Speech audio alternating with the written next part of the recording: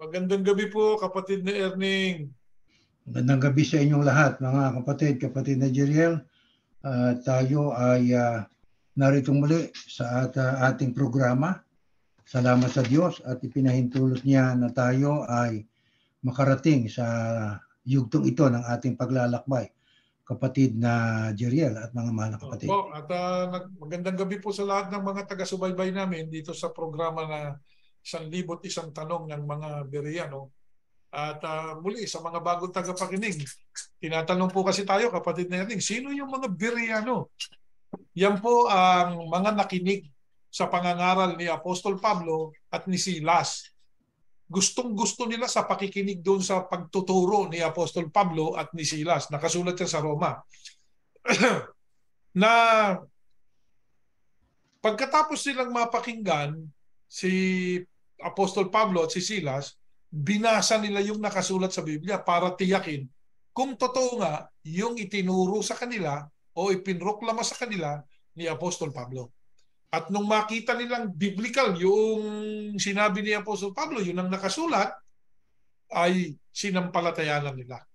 Exactly. Tama yun. Actually ho, ay mababasa natin yun sa Gawa. Yeah, sa Gawa, 17, 11 hanggang 12, no? Ang mga Bereano, open-minded sila, nakikinig. Yeah. Open-minded, nakikinig. At sa kanilang pakikinig, hindi basta nakikinig lang, binabasa pa. Sinusuri ang Biblia para matiyag nila na kung ang itinuturo ni Pablo ay ayon sa Biblia o totoo. At saka sila sumampalataya. Yan ang mga Bereano. Sana gayahin mo na ang mga tao, ang mga Bereano natin. Maraming kapatid na Erning, kasi po napakaraming preachers ngayon eh. Huwag kayong basta maniniwala sa preachers, kahit sa amin. Kasama kami doon. Yung amin pong ipinoproklama sa inyo, imbestigahan ninyo. Ang tatlo po yung sinasabi natin, di po ba kapatid Erning? May sense ba? Logical ba? Biblical ba? Yung ika-4. Does it have truth in it? Ayan, paano yung truth? It corresponds with reality. Tama. Ayun. Yung 4 na bagay na yon, mahalaga po sa pagtuklas ninyo ng magiging pananampalataya ninyo. Huwag basta pakinig o tango ng tango dyan sa mga tagapagturo ng reliyon. Bakit? Sapagkat ang karamihan, lalo na po ang mga organized religion, meron pong hidden agenda yung mga yan eh. Di ba? Sa simula, maaaring maganda, layunin, pero kapag lumakas, lumagana, dumami ang tinatangkilik, nangyayari po, ang tao po kasi corruptible eh. Yeah. 100% yan, kahit po kami, corruptible humans tayo eh. Pwede tayong makorap ng kapangyarihan, makorap ng salapi, makorap ng kasikatan, at marami pang ibang pwedeng kumurap sa tao. Maliban yung may sakit ng korap, iba naman yun. May problema sa mata yun. Anyway, tayo po ay magpapasimula, magitan po ng panalangin. Okay po. Panginoon naming Diyos, Ama, Yahuwah ang iyong banal na pangalan.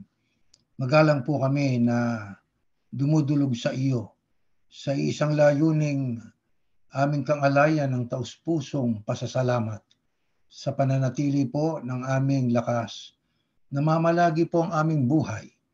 Magpahanggang ngayon ay dama namin ang iyong patnubay at mga biyaya na ipinagkakaloob na walang sawa sa iyong mga anak.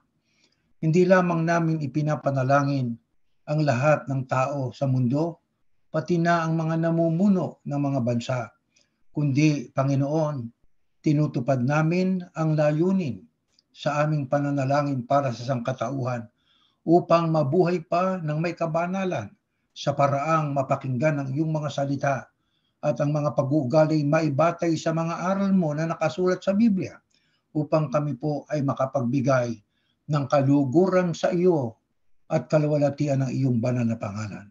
Umaasa po kami ang aming mga pagkakasalay muli mong ipinapatawad sa bawat isa sa amin. Ang lahat ay aming hinihingi sa pangalan po ng iyong anak, ang Panginoong Yahushua, na aming tagapagligtas. Amen. Amen. Ano mga kapatid, magandang gabi po sa inyo. Kapatid na Erning, maganda po ang tatalakayin natin ngayong gabi. Maganda po Ngayong salita gabi ng dito Diyos. sa atin, sa inyo ay gabing-gabi na sapagkat Yeah, din alas 10, anong oras na ho ba dyan ngayon sa inyo? Alas alas 10 na ng 10, gabi. 6 na, alas 10:08. Yeah. Yeah, dito po ay alas 7:08 na Yeah. gabi dito sa West Coast. Kaya kami po ng kapatid na Erning, East to West. Ayan, nasa Yeah, East West to Coast si East. kapatid na Erning, nasa West Coast po naman ako. Dati, magkasama kami, pareho kaming nasa East Coast. Hindi ba? Pero ang Yeah. gusto ng Diyos, yung isa doon sa West. Nangalat kayo. Yeah. Oo. Kaya yan tayo ngayon. Magkahiwalay man po kami pero halos sa pamamagitan ng teknolohiyang ito, magkasama kaming palagi ng kapatid na Erning at ng mga kasama po nating nakikinig, taga-subaybay. Saan man dako sila ng mundo naroroon. Napakasarap po, kapatid na Erning, ng pag-aaral ng mga salita ng Diyos. Lalo na at nauunawaan noong nag-aaral. No po? Kaya po, maging Bereyano tayo. Yun ang alok po namin sa inyo ng kapatid na Erning, na Berean people are not just, they are not gullible, no po? They are not just going to believe in something because they heard it. They have to investigate what they have heard and make certain that they can read it in the scriptures or in the Bible before they believe it. Yun po, kapatid na Erning. Katulad ng binanggit ng kapatid na Jeriel kanina, nabanggit niya ang tungkol sa maraming mga mangangaral ngayon at yan ang ating papaksain. Hindi ito natin tatalakayin para i-single out na tayo ay natatangi kaysa sa iba. Hindi ho ganon. Lahat tayo may dungis, lahat tayo marurumi sa harapan ng Panginoon Diyos. Kahit na tayo ay humahawak ng Biblia, wala ho tayong maipagmamalaki. Di ho ba? Kaya ating tatalakayin ito sapagkat mahalagang bagay ito. Ano ang nakataya? Ang atin hong kaluluwa. Kapag tayo ay nakinig at nagkamali ng dapat pakinggan, ay madadala tayo hindi doon sa piling ng Diyos, manapa tayo mapapalayo sa Panginoon Diyos. Maging sa buhay na ito, lalo na pagdating noong araw ng paghatol ng Panginoon Diyos sa sangkatauhan. Ang ating tanong, kapatid na Jeriel, na ito ay relatibo sa mga iba't ibang mga mangangaral na siyempre pa ang hawak-hawak ay ang Biblia.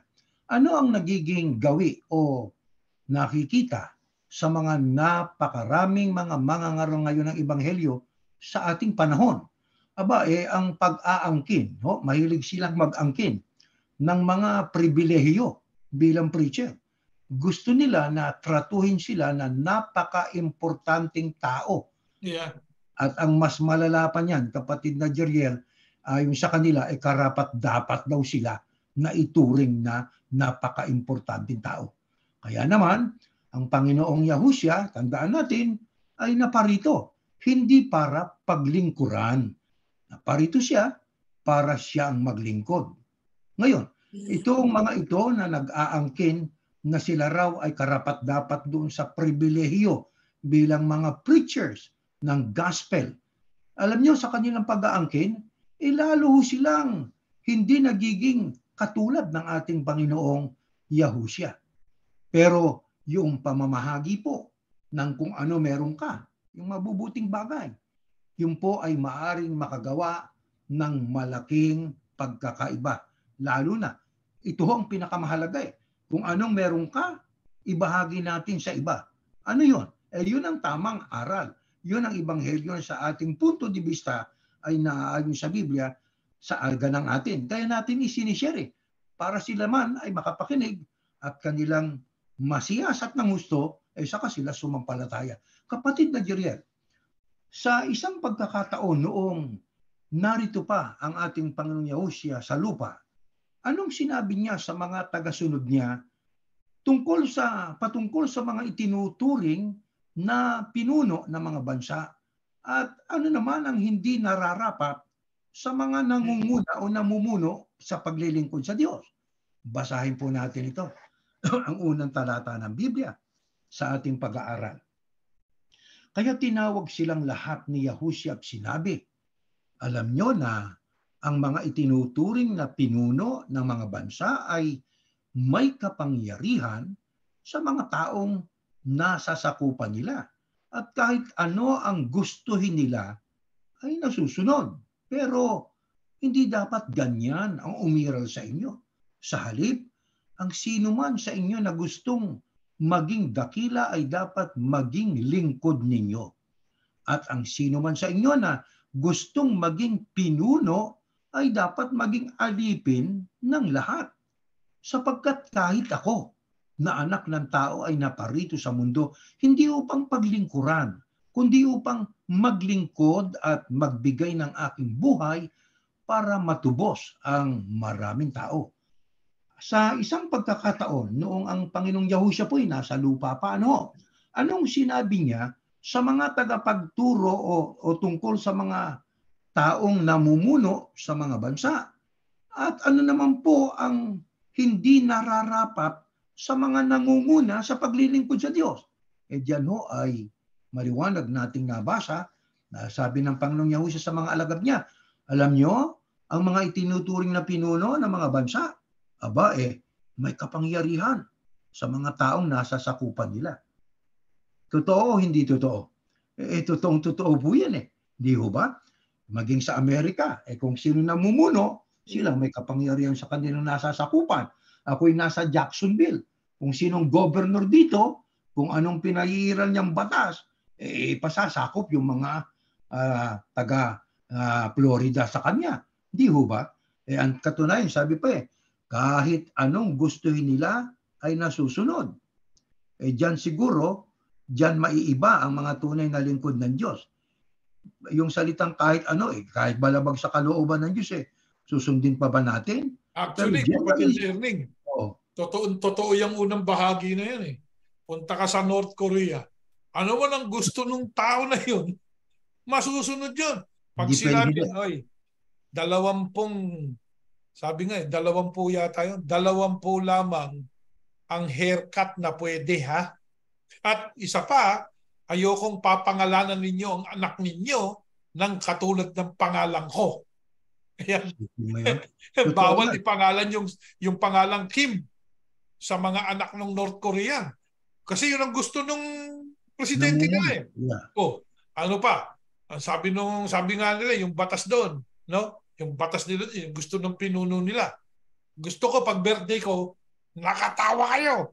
Pag hindi kayo nakangita, ay bibitayin kayo. Yung ano man ang gusto. Di ba? Pagka naman araw ng kamatayan ng tatay ko, kailangan naman walang ngumingiti sa inyo.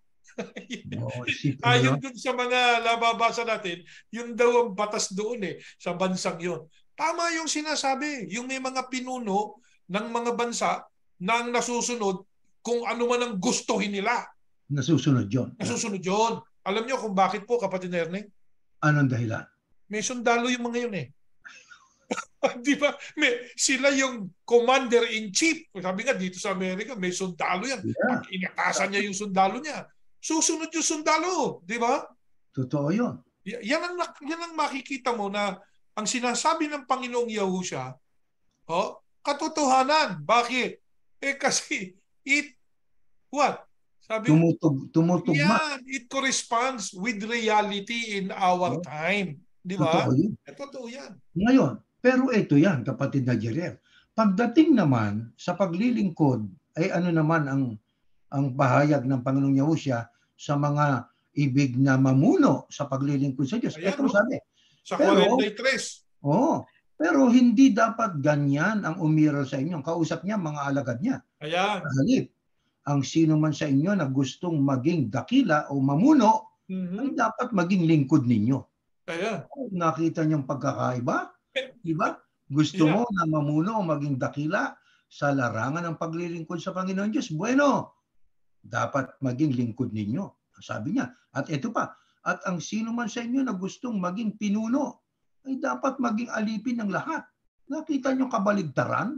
Pagdating sa paglilingkod, gusto mong maging pinuno? Okay. Gusto mo ba? Opo. Dapat kang maging alipin ng lahat. Yan ang dapat makita sa mga mangangaral ngayon. Tuloy natin nabasa. Sapagkat, sabi ng Panginoong Yahushua, ito dahilan let's go back to the first slide. Sapagkat kahit ako, sabi ng Panginoong Yahushua, na anak ng tao ay naparito sa mundo, hindi upang paglingkuran, kundi upang maglingkod at magbigay ng aking buhay para matubos ang maraming tao. Nakita ninyo? Pagdating sa paglilingkod, kapatid na Jeril, ibig mong maging dakila, ibig mong maging pinuno, magiging alipin ka ng lahat. Eh bakit? Sinong modelo natin? Ang Panginoong Yahushua, na anak ng tao at anak ng Diyos. Ano layunin niya? Kaya siya isinugo ng Panginoong Diyos dito sa lupa. Hindi upang paglingkuran, hindi upang pagsilbihan, kundi upang maglingkod. Eh paano ang paglilingkod ng ating Panginoong Yahushua? Aba, buong buhay. Ano katunayan? Nagsabi niya, magbigay ng aking buhay para matubos ang maraming tao. Isipin ninyo kung gaanong paglilingkod ang ginawa ng ating Panginoong Yahushua. Itong dapat maging modelo. E ang taong mga mangangaral ngayon, tawag ng tawag sa Panginoon Yahushua. Ibig nilang maging katulad ng Panginoong Yahushua. Pero pagdating sa aktual na gawain, makikita naman natin ibang-ibang gawain nila kaysa gawain ng ating Panginoong Yahushua. Di ba, kapatid na Jeriel? Tama. Maraming ganyang pinuno eh. Sabi nga gustong maging ministro, no?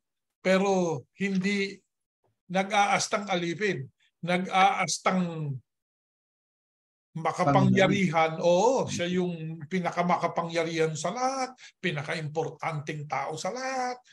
Yan ang ibang mga pinuno. Kaya ito pamarisan ito ng mga nais maglingkod as mga tagapagturo, yung mga apostol, di ba? Sabi ng Panginoon Yahushua, maliwanag yung mga pinuno ng bansa, may kapangyarihan yun sa mga taong nasasakupan nila. Kahit anong gustuhin ng mga yun, nasusunod. Pero hindi yan dapat sa inyo.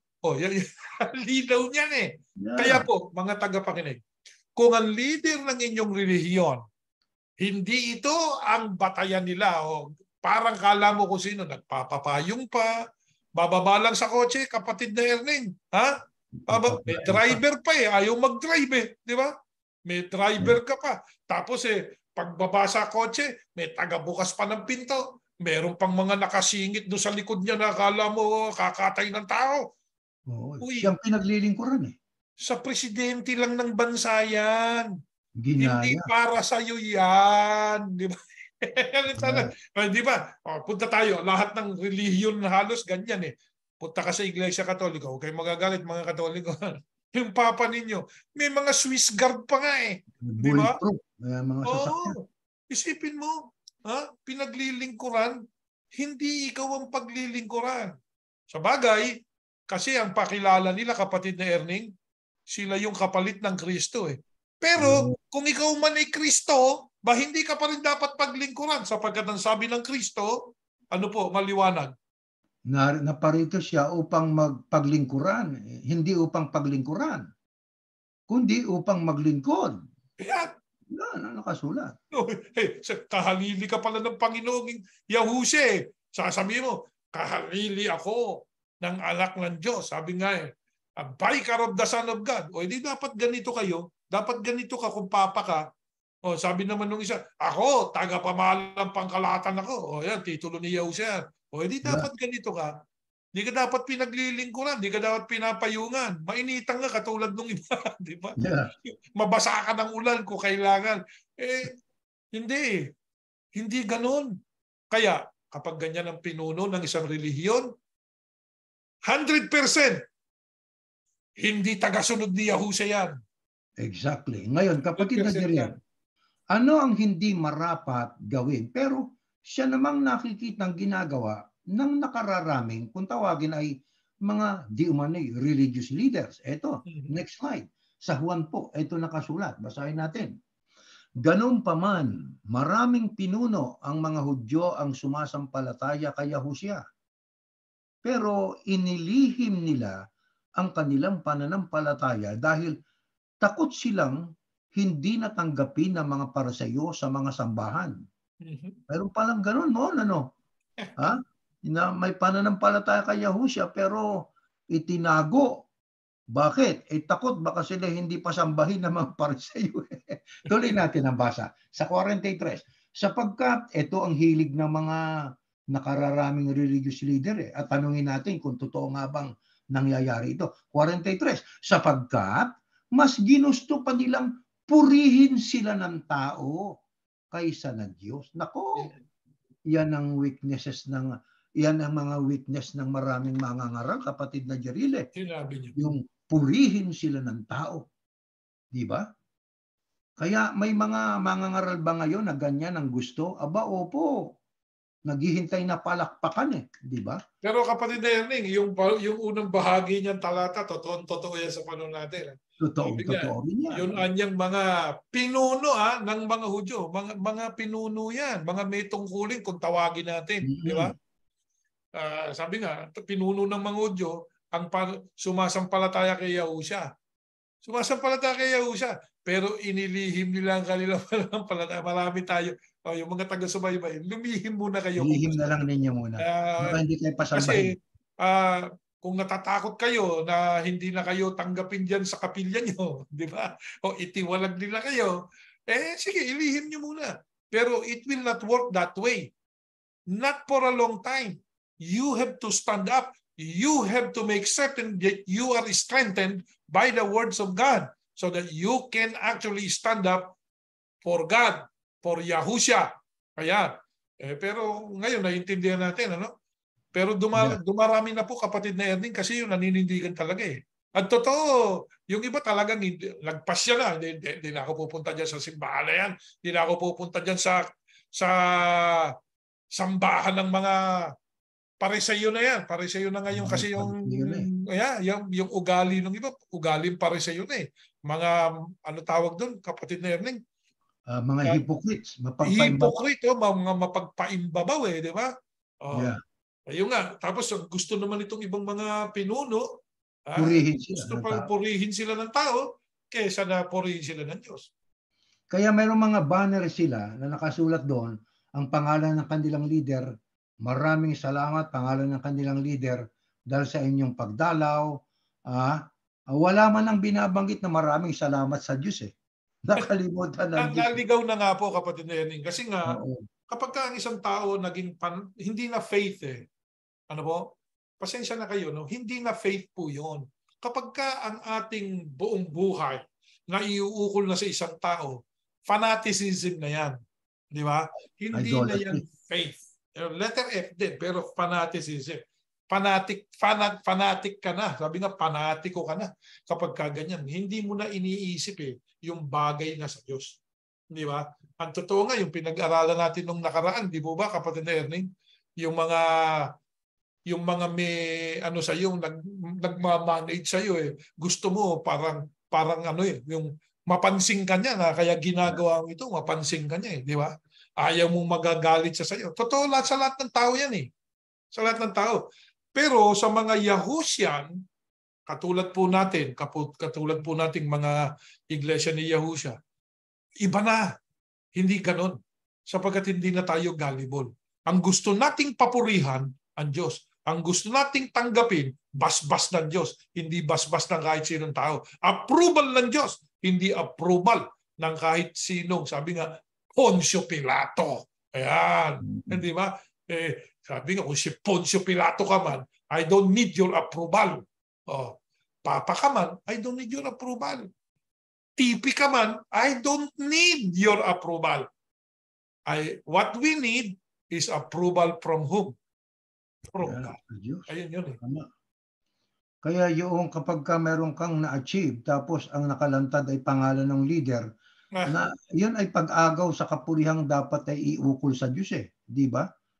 Yun ay dapat para sa Diyos ang kapurihan Hindi Ang ginawa niya, Panginoon Diyos, sa iyo ang kalahati, akin ang kalahati Pero kapatid na Erning, hindi lamang yung tumanggap kasi vice versa yan two-way. Gusto namin iparating sa inyo na ang corruption comes in two-way. Hindi po one-way ang corruption. People who are corrupted were corrupted by other people. Sabi nga, leaders who were corrupted, yung na-corrupt na leader, kinorrupt ng mga members. Ayun lang yan Kasi binibigyan nyo ng kapangyarihan na hindi naman para sa kanya. Merong isang tao sa mundo na kahit anong papuri ang gawin mo, Hinding-hindi niya kukunin. Sino po yung kapatid na Ernie? Ng Panginoong Yahushua lamang. Kaya siya lang ang incorruptible na tamang leader natin. Yan ang biblical po yan. Hindi po yan. Kaya dito po sa ating pag-aaral, walang personalan. Hindi po kami maghahayag dito ng kasiraan na personal ng isang tao. Kung ano man ang iyong ginagawa, yung sa Biblia, yung biblical. Ngayon, kung ikaw, hindi mo ginagawa itong nasa Biblia, sabi nga po kapag na yan bato-bato sa langit. Ang tandaan ay huwag magagalit. Huwag kang magagalit kahit di kayo mabukulan. Di ba? Huwag kang magagalit. Kasi ginawa mo ang salita ng Diyos tabak na mas matalas pa sa 2 talin kaya tatagpasin ka ng salita ng Diyos. Sa palagay niyo po ba, kapatid na Ernie, maraming mga pinunong natatagpas nitong salitang ito? Sigurado, sapagkat pagka ikaw ay hindi sumunod sa nakasulat, ang binabasa natin nakasulat, nilabag mo yung nakasulat, tatamaan tayo. Pagka tinamaan naman tayo, huwag kayong mag-iisip na ang mga nagbabasa nito, katulad namin, ay ginagawa ito para patamaan kayo. Hindi ho. Ito yung ating pinag-aaralan para maituwid ang mali, yakapin ang tama, palitan ang mali ng tama. Yun ang gusto ng Diyos Ngayon, kapatid na Jeriel, bakit napakaraming mga mangangaral ngayon na ang pag-uugali ay gustong purihin sila ng tao, gusto nilang sila ang luwalhati ng tao, sila ang pinaka-importanting tao. Anong dahilan kaya? Ito, basahin po natin. Flash yan. Pakibasa kapatid. Basahin natin. Tandaan mo ito. Magiging mahirap ang mga huling araw. Dahil magiging makasarili ang mga tao. Number 1. Sana wag tayong ganyan. Yan po iniiwasan natin yung maging makasarili. Di ba? Sakim sa salapi. Ayan pa. Nako. Mayabang. Nako kung maglakad nag-aastang royal blood Totoo yun. Royal True Orange. Pero hindi. Yung iba kung maglakad. Di ba? Parang royal blood Parang yung taga-England. Hindi naman. Okay. Sakip sa lapi, mayabang, mapagmataas, mapang-insulto. Naku. Kahit yung kapwa niya preacher na hindi niya kapanampalataya, iniinsulto. Meron akong naririnig ng mga ganyang preacher Di ba? Kaya dito po sa Iglesia ni Yahushua, hindi natin iinsultuhin ang kapwa nating mangangaral. Sabi nga ni Pablo, kapatid na Erning, di ba? Ano man ang layunin ng mga nagtuturo ng tungkol kay Yahushua, ano man ang layunin nila, kay mabuti, kay masama ang layunin nila, natutuwa ako, sabi ni Apostol Pablo. Bakit natuwa si Apostol Pablo? Sabi niya, sapagkat sa ano pa mang paraan na ipangangaral sa tao ang Kristo. Yan ang damdamin po namin. Kaya kung yung Papa nangangaral tungkol kay Kristo, hindi namin iinsultuhin yan. Di ba? So, yan ang pananampalataya mo, hindi pangaral mo. Pero, kukwestiyonin namin yung pangangaral mo na binabasa mo sa Biblia. Okay? Ngayon, halimbawa, yung protestante na nagsasabing ligtas daw lahat saan mang religion. Naniniwala tayo ron na ligtas pero itutuwid natin yung paniniwalang yun, kapatid na Erning, na ang kaligtasan kasi hindi isang paraan lang, hindi sa isang daan lang ang kaligtasan. Dalawa sabi nga, merong kaligtasan na tinubos ng dugo ni Yahushua, meron ding kaligtasan naman dahil sa mabuting gawa ng tao at awa ng Diyos. Yung mabuting gawa, yung tinubos ng dugo ni Yahushua, mabuting gawa at awa ng Diyos. So, merong nagsasabi, ito lang ang daan. Hindi ganon ang nakasulat sa Biblia. Yun ang nililinaw po natin bilang mga iglesia ni Yahushua. Tuloy pa natin. Ayan. Walang utang na loob. Ayan, ako. Isipin mo, kapatid na Erning, ang unang-unang pinagkakautangan ko ng loob, alam niyo kung sino una? Maliban sa Diyos, Sino po, kapatid na Erning? Magulang, Ayan! Nanay ko, tatay ko! Di ba? Yan ang unang-unang pinagkakautangan ko ng loob. Ang magulang ko. Bakit? Naghirap yan. Lalo na nanay ko. 9 buwan, tinalakas at sinapupunan. Nung ipinanganak ka, hirap na hirap halos mamatay. Pagkatapos, nung ika'y sanggol, ayaw ka pa dapo. Sabi niya, ayaw ka pa dapo sa lamok kahit na napakalalaki ng lamok mo sa Pilipinas. Di ba? Ayaw ka pa dapo sa lamok. So malaking utang na loob natin, kapatid na yan, sa ating ama, sa ating ina, sa laman. Pero yung ibang mga anak, nawala na ng utang na loob sa kanilang magulang. Totoo yan. Yan na, natutupad yan. At hindi makadiyos. Ayun pa, naging trato, hindi na makadiyos. Dahil ang sa Diyos, maliwanag Igalang mo ang iyong ama at ang iyong ina. Pag tumanda ang iyong ama at iyong ina, ikaw na anak, ikaw na apo ang kakalinga sa kanila. Hindi makadiyos kapag hindi mo kinalinga. Di ba? Kahit na ano pa sabihin mo, hindi, ako anya, pinili ko ang Diyos. Magagalit sa iyo ang Diyos. Sasabihin ng Diyos sa inyo. Diba dinatamay mo pa ako? Hindi naman yan ang utos ko. Diba? Ayun naman mga gullible, kapatid na Erning. Paniwala naman. Naniwala naman. Tuloy natin. Ayaw nilang makipagkasundo sa kaaway nila. Peace. Diba? Sabi nga, kaaway mo, ayaw mo makipagkasundo. Malupit. Napakalupit mo Di ba? Sabi nga nung iba, mabait daw. Hindi. Isipin mo, may gustong lumapit, gustong makita yung kanilang anak, makita yung kanilang mga mahal sa buhay, abawalan mo. Hindi ba kalupitan yun? Hindi ba? Walang awa, mapanira sa kapwa. Pati yung mga hanap buhay, kapatid na Erning Hindi ba? Yung hanap buhay, binamasama sukat ba naman? Sasabihin nung isang ayan, kaya kita mo ngayon, nagtitinda na lang ng kaldero yan. Yung mga ganung salita nila di ba? Hindi mo ba alam na yung mga kapatid na nag-aabuloy dyan sa inyo, yan din ang hanap buhay? Lapastangan masyado, di mo ba, kapatid na Ernie? Mapanira sa kapwa. Mapanira sa kapwa. Walang pagpipigil sa sarili at galit sa anumang mabuti. Masama po ba ang pagtuturo ng salita ng Diyos? Mabuti yun. Galit na galit yung iba doon sa nagtuturo. Di ba? Huwag kayong magagalit sa nagtuturo. Sabi nga ni Apostol Pablo, kahit anong layunin yan, masaya ako. Kaya tularan natin. Hindi lang yan. Mga taksil sila. Naku, sa Diyos nagtaksil kapatid na Erning. Yan ang matinding pagtataksil. Matinding pagtataksil.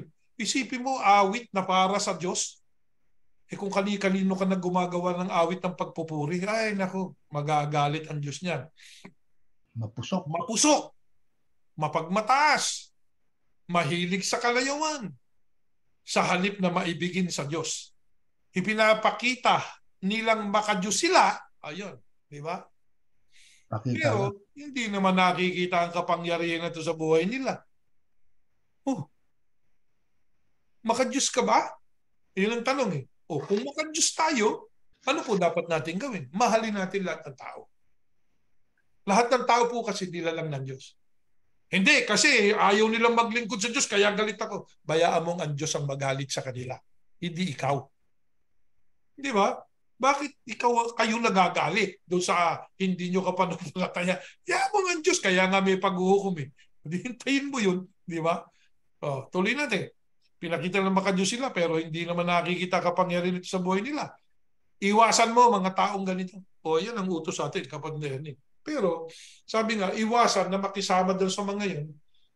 Hindi ibig sabihin ay natatakot tayo sa mga taong yun. No. Iiwasan namin sa paanong paraan, kapatid na yan, ang pag-iwas sa ganyan. Kailangan ay atin pong layuan sa sintidong sila po'y atin pong bigyan ng aral na para maramdaman nila at malaman nila. I-call out. Yung ginagawa nila yung mali. Yun, i-call out, di ba? Call out natin sila. Kaya po ito ginagawa namin. Kino-call out ka po namin. Kino-call out namin yung mga pinuno ng relihiyon na hindi umaastang pinuno ng relihiyon. Mga ministro, ano bang religion kayo? Ministro kayo. Pag-ibig at respeto. Mahalaga po yun. Ngayon, ang pagtatalo natin, hindi po sa personal. Eh, galing na nga yan doon sa kapwa natin ministro na naging kaibigan pa natin, di ba, na argumentum ad hominem. O bakit? Sabi niyo, pangit yun. Hindi tama yung argumentum ad hominem. Bakit yun ang ginagawa niyo?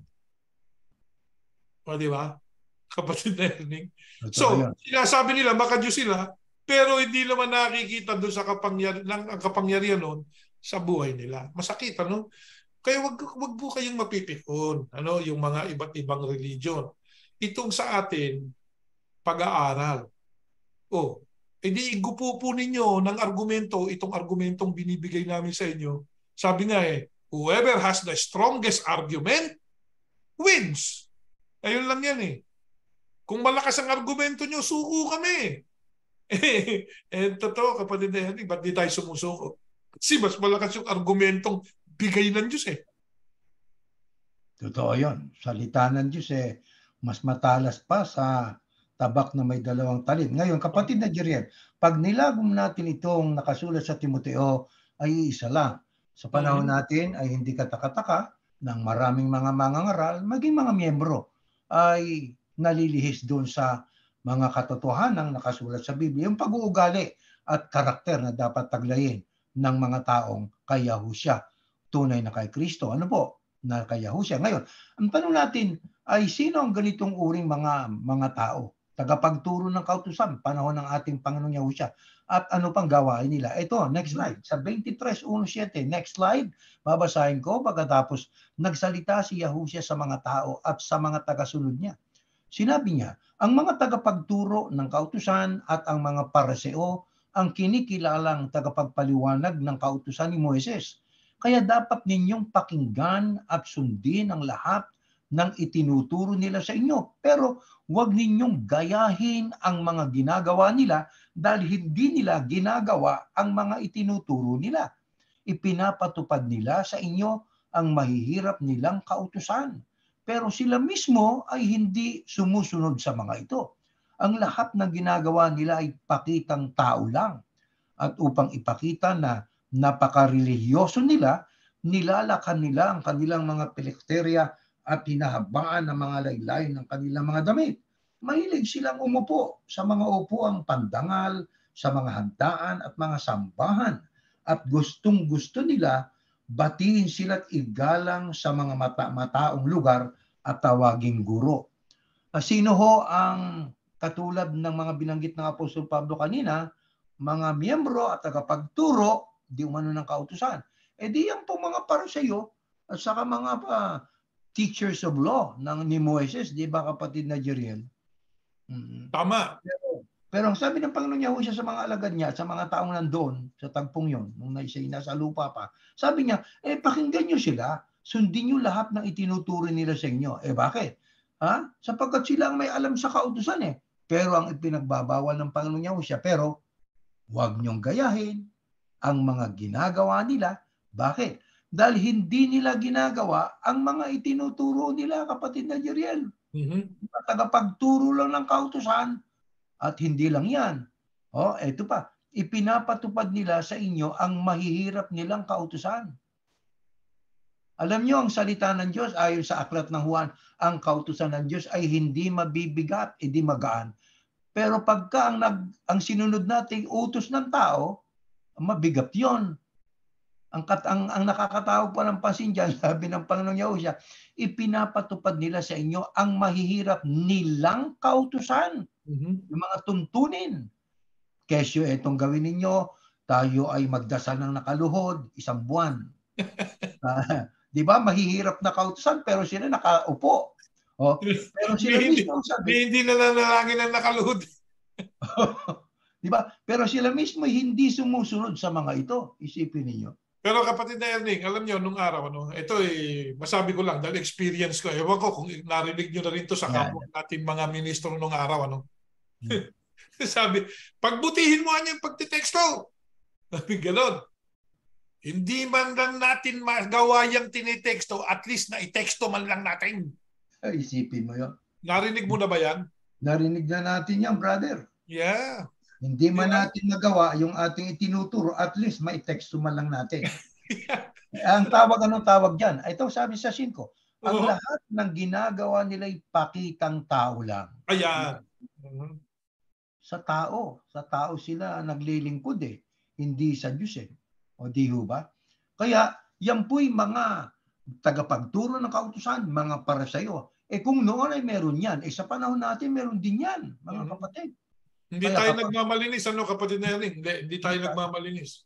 hindi tayo Sabi nga, sa nagsasabi. isang bahagi ng ating buhay, Oo, dahil sa mga magkakasama tayo dyan, it worked that way. Di ba? yeah, ganyan tayo. Nahuhulog sa ganyan ang mga lingkod ng Diyos.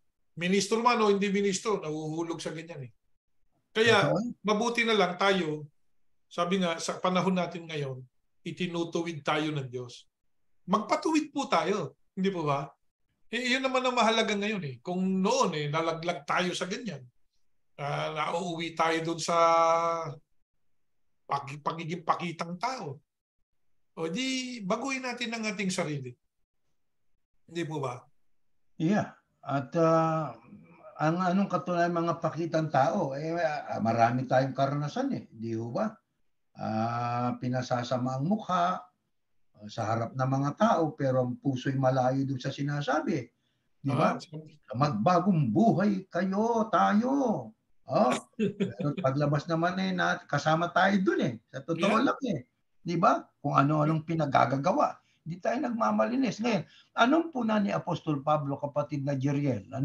Sa mga Hudyo na nagmamalaki na sila lamang daw ang may kaugnayan sa Diyos. Ito yung sabi ng Apostol Pablo. Next slide po. Ito nakasulat. Roma. At ayon sa magandang balita na itinuturo ko, sabi ni Pablo, ang konsensya ko o ang konsensya ay pagbabatayan din sa araw ng nahahatulan ng Diyos sa pamamagitan ni Yahushua Kristo ang lahat ng lihim ng mga tao. Alam niyo, ang lihim, kita ng Diyos yun eh. Maililihim natin sa kapwa pero sa Diyos hindi. Lahat ng yan, pagbabatayan ng Diyos yan. Sinasabi ninyo na mga Hudyo kayo, nagtitiwala kayo sa kautusan at ipinagmamalaki ang inyong kaugnayan sa Diyos. Mayroon din ganyan ngayon sa mga huling araw na ito. Kami lang ang may karapatan na maglingkod sa Diyos. Pag hindi kayo nakasama rito, wala kayong karapatang maglingkod sa Diyos. Ito pa, mas hindi. Wala kayong karapatang mangaral. Ayan, ang ganun nila, wala daw tayong karapatang mangaral. Wala daw karapatan. Bakit? Kasi wala na kayo sa tunay. Ang pagka-ministro na niyo yung nawala na. Teka muna. Pag pinag-usapan natin, pagka-ministro, kapatid na Erning, ako nagmatrikula ako dyan sa university niyo eh. Mahal din yun. Nagmatrikula ako dyan eh. Binigyan ako diploma. Nung bang nawala na ako doon sa religion ninyo, hindi na ako ministro. Hindi ba meron kayong university? Kapag ka ba yung mga engineer, doktor, na gumraduate dyan sa university ninyo, tiniwalag ninyo. Hindi na doktor yan. Ganun ba? Parang ganun yung sinasabi niya. Yun nga, yung sinasabi mo, kapatid na Erning. Ayan, yung binabasa mong yan. No? Yung sinasabi mo, sila lang anya ang may karapatan. Pinagmamalaki ang inyong kaugnayan sa Diyos. Diba yan ang sabi? Ngayon tuloy natin, alam ninyo kung anong kalooban ng Diyos at alam din ninyo kung anong dapat gawin. Dahil itinuro ito sa inyo sa kautusan. Di ba totoo yun? Di ba? Lamang ang iba, hindi lahat ay itinuturo. Kaya hindi lahat nagagawa. Kulang-kulang yung turo eh. Problema yun ng tagapagturo. Kaya kung ikay tagapagturo, huwag ka lahati. Kailangan na ituro ang lahat. Di ba? Hindi kasi naituro ng sugo eh. Ganon. Paano kung itinuturo ng Biblia? Hindi ba natin ituturo, kapatid na Jeriel? Yan ang isang baling patakaran eh. Na ang Biblia namatay nung namatay ang sugo. Nung mamatay ang kapatid na Felix Manalo, parang patay na rin yung Biblia. Kung ano lang itinuro, doon na tayo. Diba, hindi pwede yun. Tapos yan nga yung sinabi nung isang ministrong natiwalag din eh. Hindi yan. Ang tanong ko sa kanya, bakit yung malayong silangan, malayong kanluran, nakarating sa Amerika, hindi naman tinuro ni kapatid na Felix Manalo, tinuro ng kanyang anak. Iba yun. Yun ang sabi niya, iba yun. Yung mga ganong ministro, pag naiipit, sabi nga tumatalon, para ka tipaklong eh. Di ba?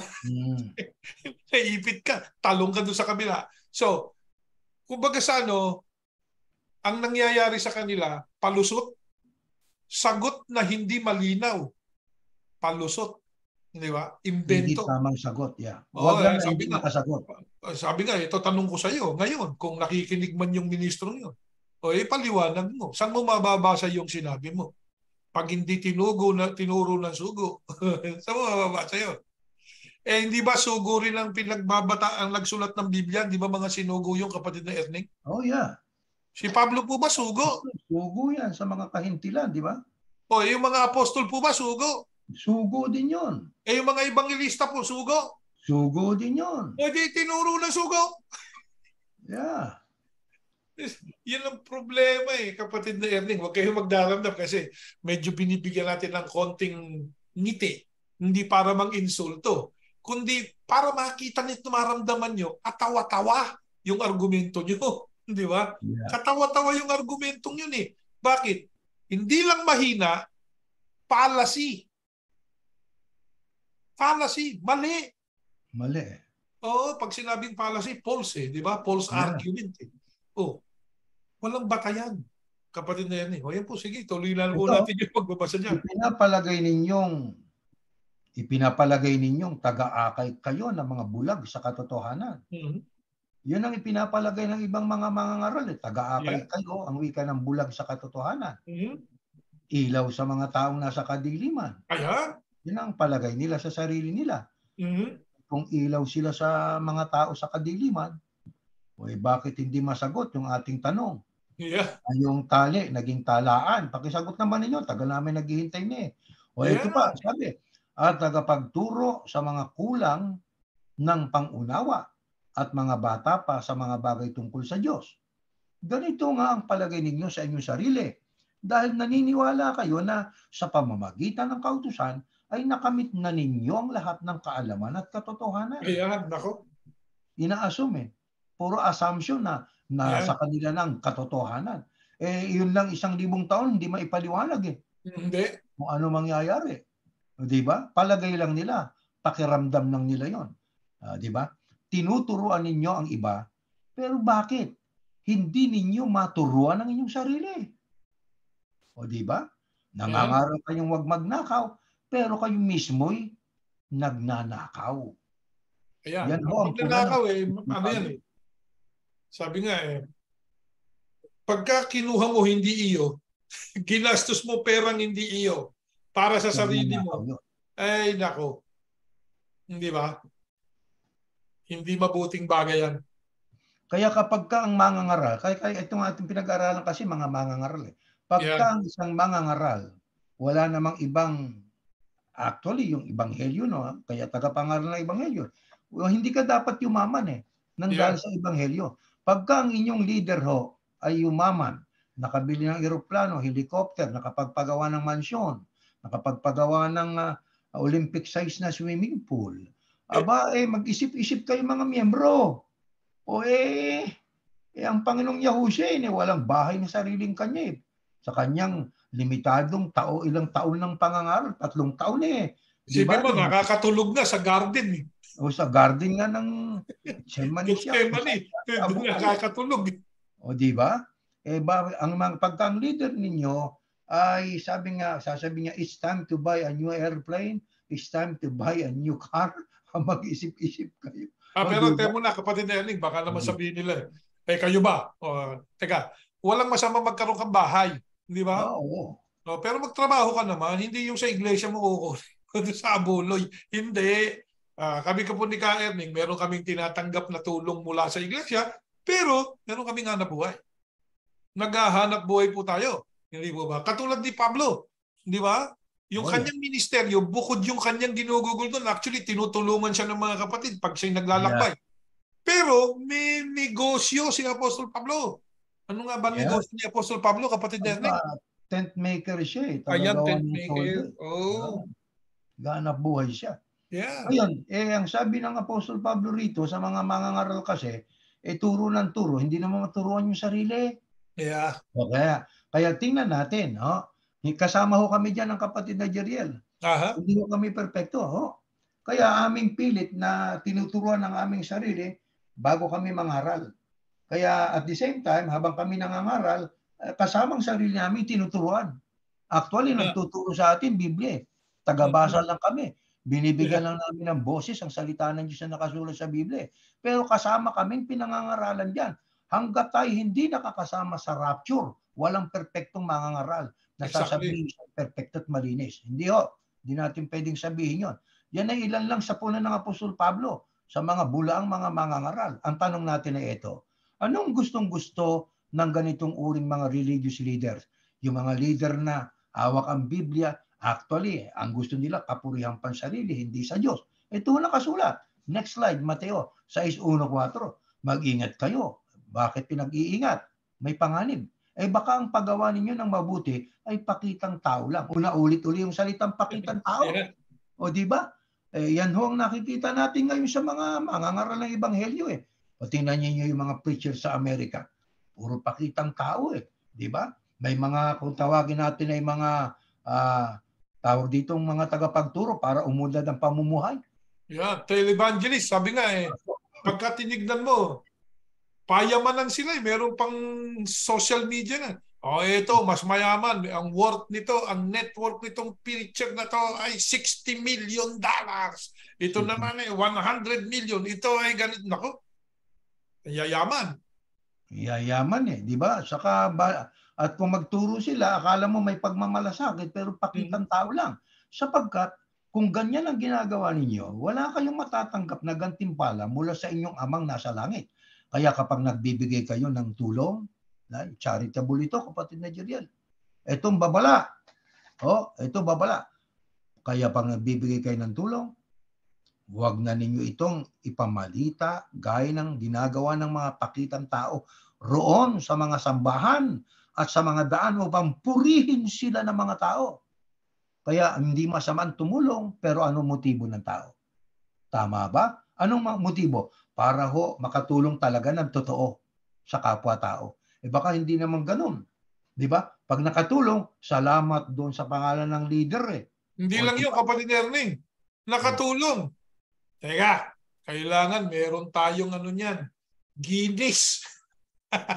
Ayun, Guinness. Di ba? Meron pa sila doon. Kailangan meron tayong certificate na tayo yung pinakamaraming natulungan ganito. Aba? Nako, pakitang tao di ba? Natutupad kapatid na Jeriel yung nakasulat sa Biblia. Wala tayong pinipersonal dito, kaya nga sabi, truth corresponds with reality. Ang binabasa natin ba ay may realidad sa totoong buhay nangyayari? Opo. Meron. Ano ang buhay na saksi? Harapin natin ang totoo. Huwag ko kayong magdaramdam. Di ba? Tuloy natin ang basa. Ang totoo, tinanggap na nila ang kanilang gantimpala. Kung magbibigay kayo ng tulong, huwag na ninyo itong ipaalam kahit sa pinakamatalik nyong kaibigan upang maging lihim ang pagbibigay ninyo. Yun ang tama Kaya tayo, kung tayo may tumutulong sa magitan ng ating foundation, hindi natin pinalalathala na Bakit? Sapagkat hindi tayo pakitang tao. Ang ating ginagawang ito ay talagang bukal sa puso na pagtulong bilang pagsunod sa utos ng Panginoon Diyos. At ang sabi sa Biblia, at ang inyong amang nakakakita sa ginagawa ninyo ng lihim ang siyang magbibigay ng gantimpala sa inyo. Yun ang pinakamaganda Di ba? Kaya natin ginagawa sapagkat tayo ibig sumunod sa kalooban ng Diyos, hindi para pakitang tao o purihin ang ating kapwa-tao. Ang galing niyang relihiyon na yan. Ang galing ng grupong yan. Matulungin po yan Pero ang motibo naman pala nila para lang maging bait yung pagtulong para may makinig sa kanila. At pagka naging miyembro na nila, nibatiin, minsan hindi na binabati. Di ba? Kasi kaya lang nag-miyembro dahil doon sa tulong So ano ngayon ang itutulong doon? Di wala. Di ba? Wala. Kaya wala naman palang pakinabang itong naakit natin. Kaya nyo nga naakit dahil sa binibigyan nyo ng kung ano-ano. Ang pagtulong. Kaya tayo, kapatid na yan ang tinutulungan natin. Sabi nga nung merong dyan tayong napapakinggan, hindi natin kilala. Hindi ko nababanggitin yung pangalan, pero napakinggan natin. Inaatake yung Iglesia ni Cristong pinanggalingan natin. Para sa akin, medyo ang pag-atake ng tao na yun ay, sabi nga, below the belt, di ba? Wala namang... Maling-mali yun. Dapat naman meron. Ang pag-usapan natin yung doktrina. Kasi minsan, aatakihin mo yung isang religious group, pero hindi mo naman naintindihan sa sila lang gagaling. Yung ang isang tinalakay niya, yung tungkol sa anghel eh. Sabi niya, kayo niya, ganito kayo eh. Ang Kristo sa inyo, tao, pero yung inyong pinuno, anghel. Hindi niya naintindihan kung ano ibig sabihin ng anghel para sa atin. Di ba? Ang anghel, hindi tumutukoy sa kalagayan yun eh. Yeah. Kulang eh. Yung taong yon ay hindi muna nag-gather ng information eh. Bago siya talak ng talak eh.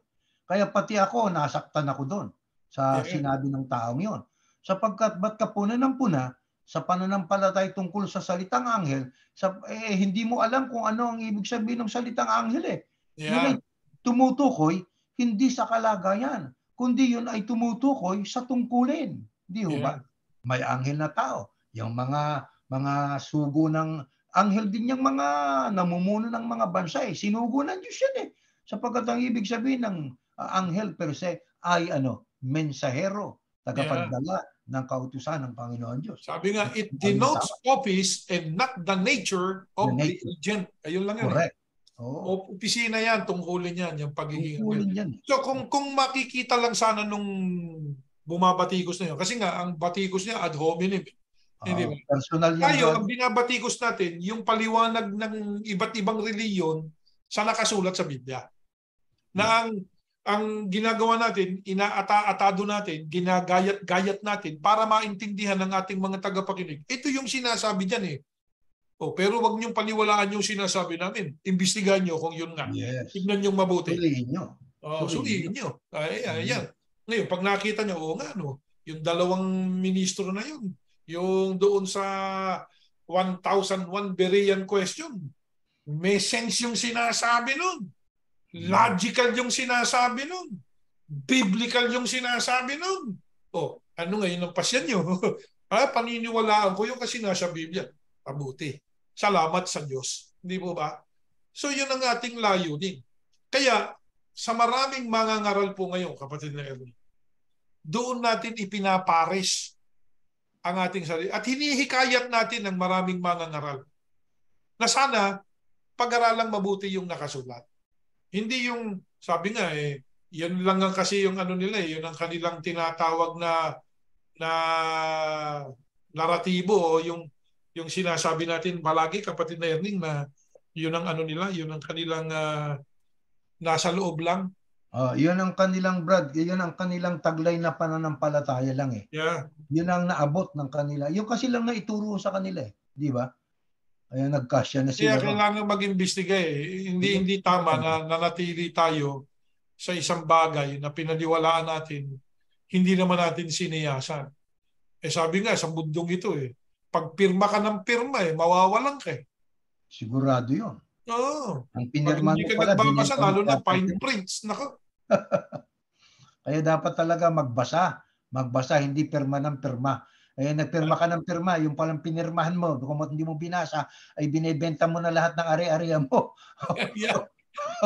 Naubos. Pirma ka ng pirme. Di ba? Sampalataya ka ng sampalataya. Yung sinampalatayaan mo ng pala naman ay hindi naman ayon sa nakasulat sa Biblia. Isa ka dadalhin nun. Di ba? Sabi, doktrina, sa doktrina, sulat yung doktrina nila. Ang magdagdag at magbawas, parurusahan. Okay. Tama yun. Nakasulat yun Magdagdag at magbawas, parurusahan talaga. May parusang mangyayari. Yung nag-umit ng letra. Kahit anya isang letra. Tama pala yun Yung pala doktrina pala nila yun. Bakit yung tali naging konklusyon tala? Yung letter I naging letter A. Di ba kahit isang letra? Bawal, alam nila yun. Papalitan. Ano ginawa nung relihiyong kinagisa natin? Yung Iglesia ni Cristo. Puna po ito sa inyo sa doktrina. Bakit yung tali naging tala? At bakit yung anuman naging sinuman? Pakipaliwanag. Di ba? Hindi personal yan. Pero tanong yan sa doktrina. Ito yung doktrina nyo. Di ba? May kopya pa ako niyan Kasi binili natin to doon sa eskwelahan eh. Binayaran natin yan. Yeah. Meron din ako So, yan. tini-question namin ngayon. Hindi namin kini-question yung pagkatao ng pang-ministro nyo. Hindi yun. Wala tayo doon. Ang kini-question natin, yung itinuturo nyo, yung idinudoktrina nyo. Bakit doon sa Mateo 18:18, yung tali naging tala, yung anuman naging sinuman. At yung tema ng usapan tungkol sa pag-aayos ng kaso, bakit nakapagtala kayo sa lupa at nakapagtala kayo sa langit? Paano nangyari yun? Paliwanag nyo. Di ba? Kasi pagka po ganyan ang paraan ng pagtuturo, kapatid na Ernie, may tawag dyan sa English eh. Anong tawag yan? Deception. Yeah. Deception yan eh. Ayun, yeah. Oo. Nagliligaw. Yeah. Naliligaw ang tao. Kami po, tanungin nyo. Pag mali kami at ang inyong tinasabing argumento ay napakalakas at nasuppress nyo yung sinasabi namin, ay suko kami ni Kyle. Tatas namin ng kami na tama po sila mga kapatid. Mali po yung sinabi namin dati. Walang masama doon na umamin sa mali. Yeah, hindi Kung wala. talagang mali di ba? Pero yung nga, hindi nila masagot-sagot eh. Kapatid na Ernie. Ayaw sagutin. Kapatid na Jeriel, paano pa ipinakilala ng Biblia ang mga religious leaders na talagang hindi sumusunod sa kalooban ng Diyos? Nakasulat yan. Ito pa yan. Basahin natin, next slide. Sa Korinto, kung sa bagay, sabi ni Pablo, kung ipagmamalaki ko ang aking sarili, hindi ito galing sa Panginoon at para akong hangal. Sabi ni Pablo. Kaya binabanggit niya yung kung ipagmamalaki ko sarili ko, hindi ito galing sa Panginoon para akong hangal. Anong katumbas ng hangal? Ano ba yan? Yung hangal ay full tanga. Yun. Yun ang sinabi ni Pablo. Yeah? Kung ipagmamalaki niya sarili niya. Pero sabi niya, hindi galing sa Diyos yan, para akong hangal. Pero dahil sa marami riyan, marami pala. Marami riyan ang nagmamalaki tulad ng mga taong makamundo, magmamalaki rin ako. Sabi ni Pablo. Sinasabi ninyong matatalino kayo, pero hinahayaan lamang ninyong diktahan kayo ng mga hangal. Yun, masakit yan. Sa katunayan, hinahayaan lang ninyo na alipinin kayo, agawan ng mga ari-arian, pagsamantalahan, pagmataasan at hamaking. Nako, pagkaganyan ng leader na mapagsamantala, mapagmataas, nang hahamak ng mga kasama, at inaalipin, at diktador.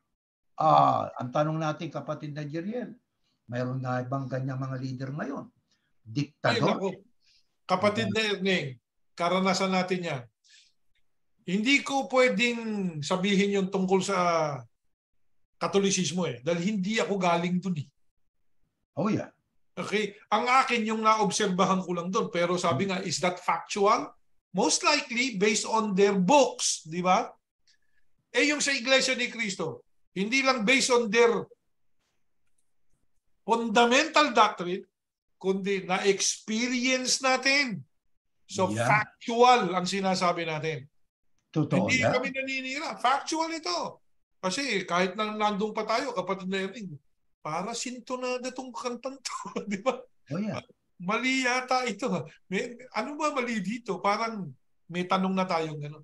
So, tama yung sinasabi nyo. Meron bang gano'n ngayon? Meron. Yung pinanggalingan nating reliyon. Iglesia ni Cristo. Kaya po ang ating tinatanong sa Iglesia ni Cristo, doktrina. Yung doctrinal. Halimbawa, maraming bahagi niya, kapatid na Erning.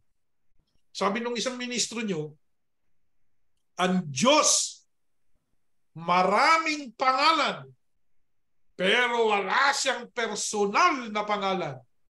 Ang ganda pakinggan Kasi yung pagkaka-deliver Amerikano pa naman yung nag-deliver. God has many names, but He has no personal names. Wow. Ang ganda ng pagkaka-deliver. Ito ngayon ang tanong sa'yo, brother. If God has no personal name and He has many names, whose names are He using?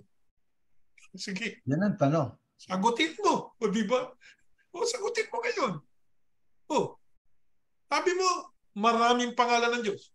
Pero wala siyang personal na pangalan. O kanino mga pangalan yung ginamit niya? Hindi pala niya personal. Oxymoron eh. Contradiction yung sinabi. Oxymoron eh. Contradiction yung sinasabi mo. Kaya ang ating puna, hindi ikaw, kundi yung itinuro mo. Lumalabas sa bibig mo. Yeah. O yung lumabas sa bibig mo, yung namutawi sa iyong labi, na ipinangangaral mo sa tao, yan ngayon ang inaatake nitong tabak na ito na mas matalas pa sa tabak mo, sapagkat ang tabak mo 2 talim. Ang tabak ng Diyos mas matalas pa sa tabak na may 2 talim. Exactly. At saka ang sabi diyan, kapatid na Jeriel, sinasabi ninyong matatalino kayo, pero hinahayaan lamang ninyong diktahan kayo ng mga hangal. Mayroon dito na hinatdan nila ng kulto de orasyon. Tapos ay sinabi, kapatid, ay ang iyong abuloy ay ipadala na lang papunta sa kapilya. Ang sabi ng kanilang kinulto, ba't may abuloy na ba ngayon? Aba, mayroon ho. Mayroon. Bakit ganon? Noon ay wala. Yan ang wika ang utos ng ating pinapakapuno. O tagapamahalang pangkalahatan daw eh. O di ba? Kaya itong mga nagpapadikta, hindi man lang sinabi, yan ang utos kasi ng Diyos eh. Bakit mo ginawa ito? Yan ang gusto ng tagapamahala po namin eh. Nawala na ang Diyos eh. Halata ninyo na ang hangal. Oo, hangal eh.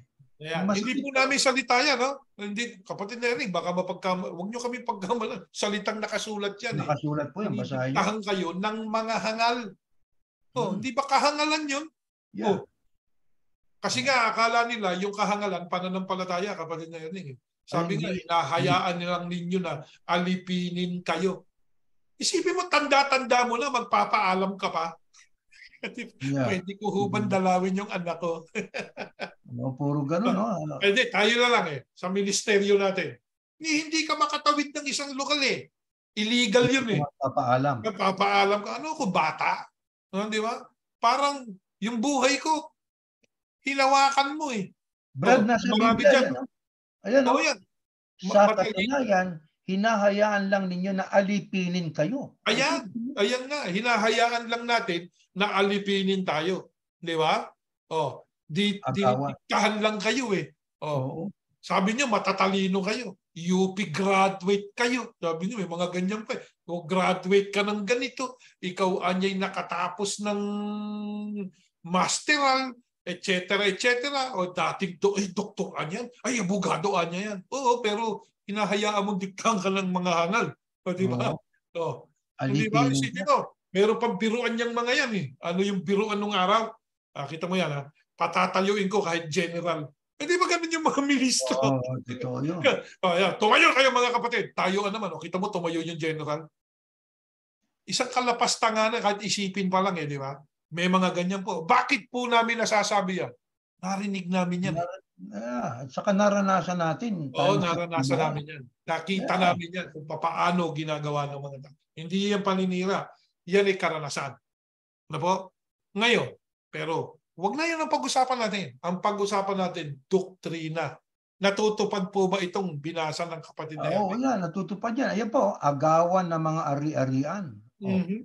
Di ba? Hindi yun. Napagawa mo ng titulo. Yung napalagda mo yung patay. Diba? Isipin mo yan. Nakuha mo yung hindi iyo. Naku, napakagaling. Di ba?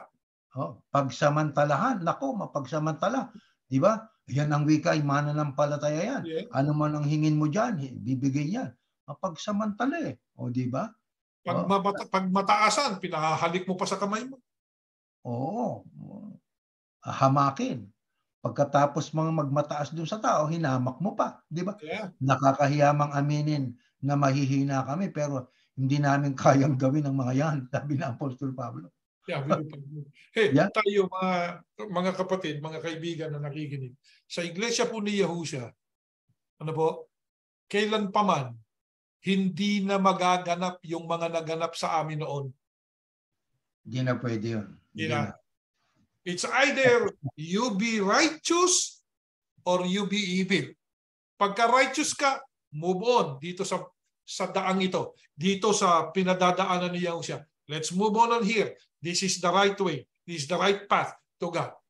Ayoko maging righteous. Okay, get out. Sabi na, you don't need to be here. Di ba? Sapagkat hindi ho kami, kapatid na Erning, ang nagtatala. Yeah. Hindi kami nagtatala. Nagpapahayag po kami ng salita ng Diyos. Pag sinampalatayan ng nakikinig, Bahala ang Diyos. ng nakikinig, niyakap ng nakikinig, ha?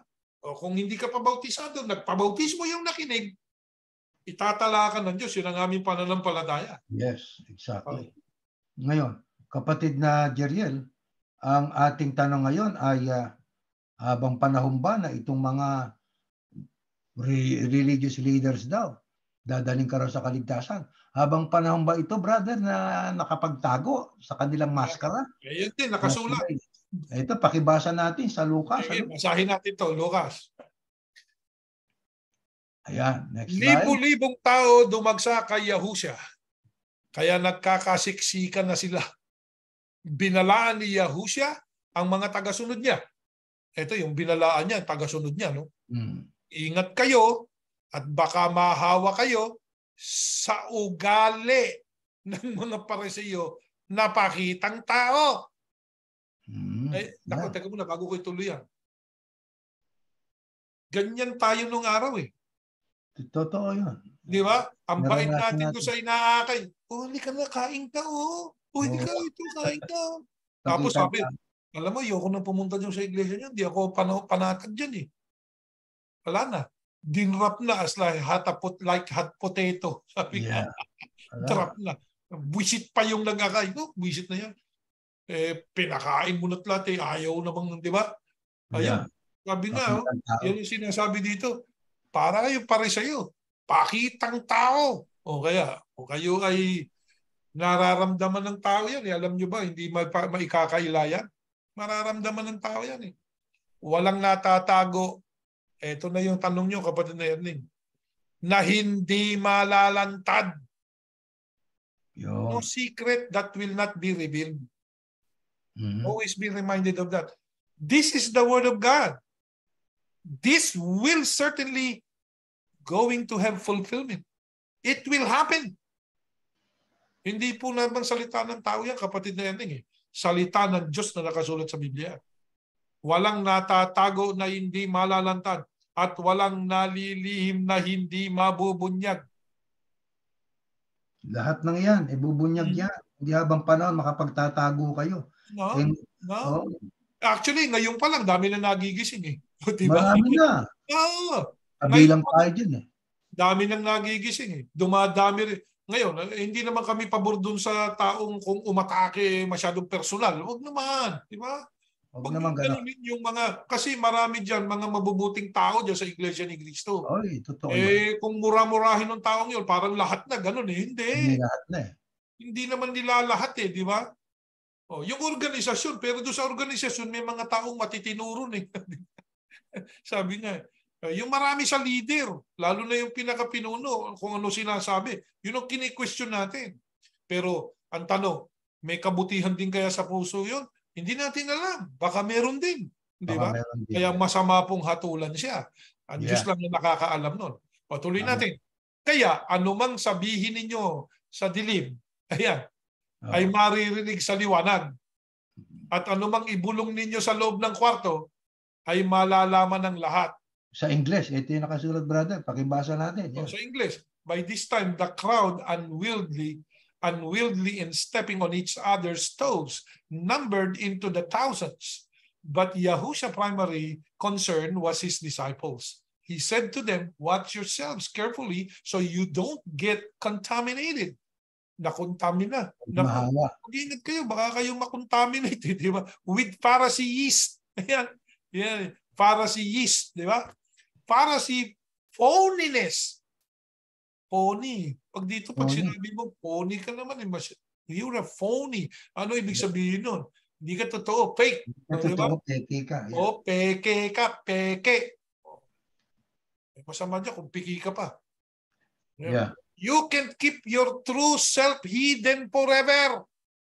Hindi forever makapagtatago ka ang sarili mo. Your true self, no. True color mo, it will come out. before long you'll be exposed. Mai-expose ka. Ayan yan eh. You can't hide behind the religious mask forever. See? Ha? Preacher ka? Nagtatago ka sa maskara ng relihiyon? Ay, maaalis yung maskarang yan. Diba? Yan, no? Sooner or later, the mask will slip and your true face will be known. Ayan. You can whisper one thing in private and preach the opposite in public. Ang ganda nitong talatang ito. Yeah. Diba? The days coming when those whispers will be repeated all over town. Yeah. Kaya hindi habang panahon po, ang mga bulaang mangangaral na yan ay makapagtatago sa maskara ng relihiyon. Yeah. Darating ang panahon, mahahayag. Matatanggal yung maskara, makikita ang tunay nilang kung sino sila. Yeah. Ngayon pa lang nakikita na ho natin eh. Oh, yeah. Kaya hindi takatakang libo-libo ang umaalis sa iba't ibang relihiyon eh. O di ba? Oh, yeah. Hindi lamang po yan sa religion na pinanggalingan natin o sa Iglesia ni Cristo nangyayari. Alam niyo sa Saksi ni Jehovah, pag tingnan niyo, i-google niyo, Saksi ni Jehovah. Ganyan din, nag-aalisan din yung mga member. Kahit yung mga tinatawag nilang Amish, nag-aalisan na din yung mga bata. Kahit na yung, meron dito yung mga artista pa eh, di ba? Mga artista yung, ano niya, yung, ano ba pangalan ng religion na yan? Yung Scientology. Yeah. Scientology. Scientology. Ngayon ang pananakot nila, kapag naalis dito yan, pag tiniwalag natin dito yan sa Scientology, huwag nyo nang kakausapin yan. Saksi ni Jehovah, ganun din. Huwag nyo nang kakausapin yan. Yung anak mo yan, huwag mo nang kakausapin yan. Huwag mo padadaluin. Kahit sa pagnilibing ka. Alam mo ba yung binasa natin, yung pinlay natin nung nakaraan, na saksi ni Jehovah siya? Yung babae. Yeah. Oo. Hindi na siya pinapunta doon sa nailibing at nailibing yung mga lola't lolo niya, hindi na pumunta yung nanay at tatay niya. Oh. Yeah. Isipin mo yun. Ganyan yung mga religion na parang pariseyo, mga ipokrito. Nagtuturo ng pag-ibig, pero walang pag-ibig. Di ba? Nagtuturo na mahalaga pamilya, pero winawasak ang mga pamilya. Totoo yun. Yan yung nakasulat eh, mga pariseyo. Kaya yung pariseyo nung araw, na pinatikos ng ating Panginoong Yahusha at ng mga apostol, meron din pong katumbas ngayon yan, yung iba't ibang reliyon. Ugaling pariseyo, sabi nga, don't be contaminated by Pharisees, phoniness. Ayan, phony. Ang sakit, ano? Pero yung pong sakit na yan, maaalis yan pag niyapos natin yung katotohanan. Totoo yun. Yeah. Talagang ang totoo, medyo minsan sometimes masakit. Pero itong katotohanan ito, biblical. Hindi po ito personal na nanggagaling lang sa aming bibig, no, na kung ano man ang gusto naming sabihin. Actually, yung mga salitang yan ang salita ng Biblia. Matalas talaga po yan. Matalas yan. Masakit minsan. Matalas yan. Masakit po talaga yan. Tatamaan talaga niya kung mali ang iyong pananalig. Tatagpasin yan. Sabi nga, ang nasisibak niya, ang natatagpas niya, pati kaluluwa eh. Di ba? Hihiwalay, yeah. O, paghihiwalayin niya ng kaluluwa mo. Yan salita ng Diyos. Hindi po namin salita ang aming mga ginamit. Hindi po namin terminology ni kapatid na Erning ang aming mga binanggit. Yan po ay terminology na nakasulat sa Biblia. Contaminated ka. O naku, binibigyan natin ng buhay. Kasi pag binasa mo naman na walang buhay, patay eh, di ba? Yeah. Kaya words lang yan. Pero pag binigyan mo ng sound at merong damdamin at merong buhay, nagiging alive, nagiging matalas yung mga salita ng Diyos. Kaya yan po, contaminated with Pharisees. Kaya sabi diyan, watch yourselves. Naku, hindi na ninyo winawatch ang sarili nyo eh. Yung bang oo ka ng oo, hindi ka na nag-iisip. Ay, naku.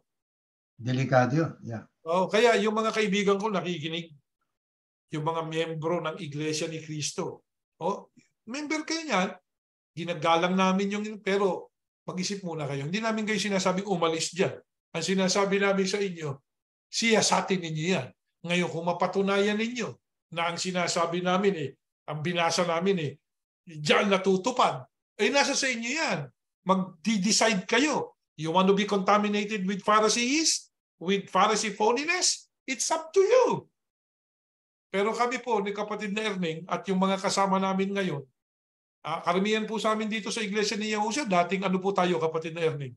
Iglesia tayo ni Cristo. Iglesia kami ni Cristo nung araw, no? Yeah. Pero nagising kami, I don't want to be like, I don't want to be contaminated with Pharisees. I don't want to be contaminated with Pharisee phoniness. So, nagtuon kami sa nakasulat sa Biblia. Kahit yung mga kapatid ko sa laman, kung nakikinig kayo, wag na kayong sumunod doon sa itakwil nyo ito, itakwil nyo yun. Sabi nga blood is thicker than water. Ano man ang sabihin nyo, magkakapatid tayo sa laman. Tama.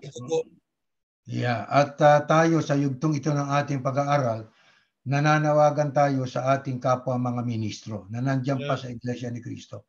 Huwag ho kayong paalipin, mga kapatid. Huwag ho kayong padidikta. Ang habang panahon na, gaano na kayo katagal sa ministeryo? 50 anyos, 25 anyos. Sa ganong katagal na kayo nagpapadikta. Na kayo na paaalipin. Panahon na ho para kayo bumalikwas bago mahuli ang lahat. Huwag na kayo magpadikta. Manindigan na ho kayo sa panig ng Diyos. Di ho ba? Iyan ang ginawa ho ng maraming mga kapatid. Libo-libong mga umalis dyan sapagkat ang nandyan ay puro dikta. Dikta, ito gawin mo, itong wag mong gawin. Diktador Di ho ba? Kailangan po tayo ay magising na. May buhay pat lakas tayo. Pagkakataon natin para tayo ho ay yumakap dun sa tama. Ang ating pong dapat na sundin itong bili ni Haring David. Salmo, ito nakasulat. Basahin natin. Huwag kayong magtiwala sa mga makapangyarihang tao o kanino man dahil sila hindi makapagliligtas. O kita ninyo? Kaya pero kapatid Eli, bago mo basahin, ang masakit dyan, nag-o-offer. Nag-o-offer ng kaligtas. May o-offer ka bang kaligtasan? Ikaw meron? Mukhang meron siya may o-offer ka, Erning kapatid na Erning. Yeah. Yun na nga Kaya ang sabi dito ni Pablo sa English, don't put your trust in human leaders. Yun. No human being can save you. Totoo naman talaga yun Yan sabi ni David. Sabi ni David, mayroon ba tayo makapagliligtas sa atin? Maililigtas ba tayo ng leader ng relihiyon na tao? Kahit kami, hindi namin kayo maililigtas. Kami nangangailangan ng tagapagligtas. Di ho ba? Tuloy natin. Kapag sila ay namatay, yung mga mangangaral na yan, babalik sila sa lupa. At ang kanilang mga binabalak ay mawawalang lahat. Mapalad ang tao na ang tulong ay nagmumula sa Diyos ni Jacob, ng kanyang pag-asa ay sa Panginoon na kanyang Diyos, na siyang gumawa ng langit at lupa, ng dagat at lahat ng narito. Mananatiling tapat ang Panginoon magpakailanman. Pag binasa niyo sa English, ang sabi, don't put your trust in human leaders. Kaya yung mga leader na mga mangangaral ng relihiyon, huwag natin pagtiwalaan maging sa amin. Hindi namin kayo inaakit. Magtiwala kayo kay kapatid na Nemes, kay kapatid na Tadeo. Hindi po kailanman. Hindi namin sinasabi, kailanman, huwag po niyong gawin yan. Bakit? No human being can save you. When they die, they return to the dust. On that day, all their plans come to an end. Totoo naman talaga yun Magkaasa sa taong pag namatay, babalik sa alamok. Magkaasa sa tao na kapag ka namatay, lahat ng plano niya ay nawawala dit natatapos din. Kang hindi dapat magtiwala. Ito, happy are those who have the God of Jacob to help them and who depend on the Lord their God. Panginoon, nagdidepende o umaasa? Dapat umasa tayo sa Diyos, the creator of heaven and earth and sea and all that is in them. He always keeps His promises. Ayan. Kaya sa Diyos tayo, kaya huwa tayo umasa. Ang aming ipinangangaral hindi amin. Yun ang asahan nyo. Pero sa amin, puwera. Huwag kayong umasa sa amin. Sabi ni Pablo, ako ang nagtanim, si Apollos ang nagdilig, hindi kami importante. Ang importante ang Diyos na nagpapatubo. Tama. Kaya sa Diyos, salita ng Diyos, tayo umasa. Alam nyo mga kapatid, pagka ikay nasa power, maaaring sa umpisa, mababa loob mo. Pero habang lumalago ang samahan, dumarami ang mga iba't ibang propiedad, at nagiging bantog. Alam niyo minsan diyan papasok ang tukso eh. Pero sa lingkod ng Diyos na tapat sa Diyos, alam niyo, mayroon tayong mababasa isang karakter sa Biblia na talagang nanindigan sa pangingin ng Diyos eh. Pakibasa nga natin ito, kapatid na Jeriel. Basahin natin. Mahaba-haba eh. Next slide. Nang dinala na si Jose ng mga Ismaelita sa Ehipto, binili siya ni Potiphar na isa sa mga opisyal ng Paraon. Si Potiphar ay kapitan ng mga gwardiya sa palasyo. May rango, di ba? Si Potiphar. Ginagabayan ng Panginoon si Jose. Naging matagumpay siya. Doon siya nakatira sa bahay ng amo niyang Ehipsyo na si Potiphar. Ayan. Nakita ni Potiphar na ginagabayan ng Panginoon si Jose at pinagpapala sa lahat ng ginagawa niya. Ito si Potiphar, Ehipsyo yan No, natin, hindi po Israelita yan. Israelita yan. Okay? Yan ay Ehipsyo, hindi lingkod ng Diyos. Pero ano nakita nung hindi lingkod ng Diyos? Doon sa lingkod ng Diyos na si Jose, nakita ni Potiphar na ginagabayan ng Panginoon si Jose at pinagpapala sa lahat ng ginagawa niya. Kaya panatag ang kalooban niya kay Jose. Alam niyo kapatid, katangian niya ng ginagabayan ng Diyos eh. Ang taong kausap mo mapapanatag sa iyo. Magtitiwala sa iyo. Magtitiwala sa iyo. Tandaan natin yan. Yan ang sinasabi ng Biblia. Ginawa niya ito sa sarili niyang alipin at tagapamahala ng kanyang sambahayan at ng lahat ng kanyang ari-arian. Promoted si Jose. Yeah. Ayan. Pinromote ni Potiphar. Yeah. Mula ng panahong si Jose ang namamahala, binasbasan ng Panginoon ng sambahayan ni Potiphar na Ehipsyo. Isipin ninyo? Isipin niyo yan At ang lahat ng ari-arian niya sa kanyang bahay at bukirin. Ginawa ito ng Panginoon dahil kay Jose. Yun. Ipinagkatiwala ni Potiphar ang lahat kay Jose at wala siyang ibang iniintindi maliban na lang sa pagpili ng kakainin niya. Ayan. Guwapo si Jose. Tako, bagsak tayo dyan, kapatid. Hindi tayo guwapo. Guwapo si Jose, di ba? At matipuno ang katawan. Ayan. Hindi nagtagal.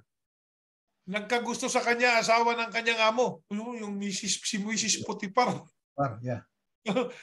Inakit niya si Jose para sumiping sa kanya. Pero tumanggi si Jose. Sinabi niya sa babae, pakinggan niyo po ako. Ipinagkatiwala po sa akin ng amo ko ang lahat ng kanyang ari-arian kaya hindi na po siya nag-aalala sa mga gamit dito sa kanyang sambahayan. Wala na pong hihigit sa akin wala na pong hihigit sa akin sa sambahayang ito. Ipinagkatiwala niya sa akin ang lahat maliban lang sa inyo. Nakita mo, ang ganda ng sagot ni Jose. Dahil asawa niya kayo. Hindi po kayo pinagtiwala ng asawa niyo sa akin. Kaya hindi ko po magagawa pagtaksilan ang amo ko at magkasala sa Diyos. Yun ang number one. Yun ang dapat. Kasi pag ginawa ni Jose yung magkakasala sa Diyos, nagtaksil pa siya kay Potiphar. Di ba? Nagtiwala sa kanya. Kahit araw-araw ang pag-aakit ng babae kay Jose na sumiping sa kanya, hindi pa rin siya pumayag. Yun. Anong kasunod? Yan, isang araw. Isang araw. Ito, yung kwento ni Jose. Ganda no? Pumasok si Jose sa bahay para magtrabaho. Nagkataon na wala kahit isang alipin sa loob ng bahay. Hinawakan siya sa damit ng asawa ng amo niya at sinabi, sipingan mo ako. Pero tumakbong palabas ng bahay si Jose. Hindi tumakbo papunta sa kwarto, Hindi. Papalabas sa bahay. Papalabas doon sa bahay. Ano pa? At naiwan ang balabal niya na hawak ng babae. Naku, may naiwan, kapatid na yan. Nang makita ng babae na nakalabas si Jose at hawak niya ang balabal nito, tinawag niya ang kanyang mga alipin at sinabi, tingnan ninyo, dinalhan tayo rito ng asawa ko ng isang Ebreo para hamakin tayo. Alam niyo ba na pumasok siya sa silid ko para pagsamantalahan ako, ayan na. No, alam niyo kapatid na Erning, bago natin ituloy ito, no? Pag pumunta ka sa Saudi, may mga ganyang kaso. Oh yeah, meron yan. Meron Mga Arabo, di ba? Arabic yan, yung Egyptian, Arabic yan. Arabic Parang yan. ugali nila yan, itatrap ka eh. Noong pangaraw yan, panahon pa ni Jose. Alam niyo, marami naputulan ng ulo Pilipino dyan. Gawa ng ganyang akusasyon, di ba? O tuloy natin. Pumasok sa silid ko para pagsamantalan ako, pero sumigaw ako. Kaya tumakbo siya palabas at naiwan niya ang kanyang balabal. Kung itutuloy pa natin ang basa, nagalit si Potiphar. Naniwala naman si Potiphar. Diyan ho, sa binasa natin, kapatid na Jeriel, diyan sa binasa natin, ang ibig natin pong maunawaan lahat, ano ho, ang kasaysayan ni Jose. Si Jose kasi, anak yan ni Jacob, isa sa mga anak ni Jacob. Binenta yan sa Ismaelita hanggang sa binili siya ni Potiphar. Si Potiphar ay kapitan ng gwardiya nitong si Paraon. Yung Paraon ay mabait na Paraon yun eh. Anyway, ayun nga, at kumot siya ay mapagkakatiwalaan, pinagkatiwala sa kanya ni Potiphar, pinromote siya, at ang isa sa hindi pinagkatiwala sa kanya, yung asawa, syempre. O, di ba? Ang ating mapapansin si Jose, habang pinagtitiwalaan siya, hindi ho siya umaabuso. Di ba? Hindi niya inaabuso yung pinagkatiwala sa kanyang kapangyarihan. Tama. Hindi siya naging diktador, hindi siya naging mananakop, hindi ho siya naging mapang-api. Manapa, ang totoo niyan, nang siya po ay i-promote, siyempre, pagpapala po yun eh. Ang totoo, pinagpala ang pamilya nitong si Potiphar, gawa ni Jose. Di ho ba? Pero nang ma-promote naman itong si Jose, at siya po ay inalok ng laman ng asawa ni Potiphar, ano ho, ang ginawa niya, nanindigan eh. Di ba? Nanindigan siya sa panig ng Panginoon Diyos. Kaya, ang mga leader ng mga na binagkalooban ng karapatan o katungkulan para pangunahan sa paglilingkod ng mga lingkod ng Diyos, hindi natin dapat pagsamantalahan ang mga kapwa natin, lalo na yung mga kapatid po natin. Ano? At kung may tuksong darating sa atin, pera, laman, at iba't iba pang tukso, katanyagan, dapat po ay ating isipin. Teka muna, pag ginarab ko ba ito, ano ba mangyayari sa akin? Baka ako'y mapalayo sa Diyos.